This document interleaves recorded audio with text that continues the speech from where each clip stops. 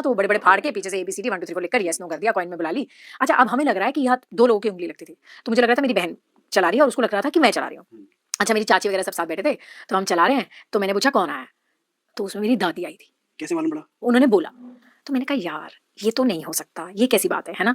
तो अब कुछ ऐसी चीज़ें थी जो हम में से किसी को भी नहीं पता हो सकती थी, मेरे पापा के बारे में, मेरे ताऊ जी के बारे में, बिकॉज़ वो चीज़ें तो डेफ़िनिटली नहीं पता हो सकती थी, तो वो चीज़ें वहाँ पे लिख कर आने लगी। अब हमें समझ नहीं आ रहा है कि भाई ये हो क्या रहा है? फिर मैंने एक टाइम पे हमने उनसे पूछा कि ताऊ जी आज सुबह कौन-सी कलर की शर्ट पहन के गए? अब हमें क्या पता ताऊ जी कौन-सी शर्ट पहन के काम पे गए होंगे? तो उन्होंने बताया, हमने ताऊ जी को फ़ोन करा, मैंने कहा ताऊ जी कौन-सी शर्ट पहनी है? कह रहे मैंने कहा हैं, this is very weird. Match हो गई। हाँ, अब मुझे लगा ये तो हमने कोइंसिडेंस भी हो सकता है। अच्छा, एक टाइम पे मेरे पापा को घर पे ऋषि बुलाते हैं, तो ऋषि, ऋषि, ऋषि करके कॉइन चलने लगा। मैंने कहा क्या बोलना चाहती है पापा के बारे में? और 2-4 मिनट बाद बाहर हॉर्न बजा कि पापा आ गए। मैंने कहा यार this is getting a bit spooky here. I think we should let it go. I am not believing this for some time. तो मुझे बहुत मतलब मुझे एक्चुअली में बहुत अजीब लगा और उस वक़्त हमने कुछ सवाल उनसे फ्यूचर के पूछे थे, लाइक मेरी कज़िन ने पूछा कि मैं बाहर जाऊँगी पढ़ने के लिए और उसका तो बिल्कुल ही ज़ोन नहीं था। मतलब एडमिशन्स यूके की बंद हो चुकी थी। होता है ना कि अप्रैल तक लास्ट होता है, उसके बाद आप कर ही नहीं सकते। तो उसने बोला येस, कहती कौन सा ईयर? कहते दिस ईयर। मैंने कहा हो ही नहीं सकता, इम्पॉसिबल है, तेरा तुझे भी पता मुझे भी पता है।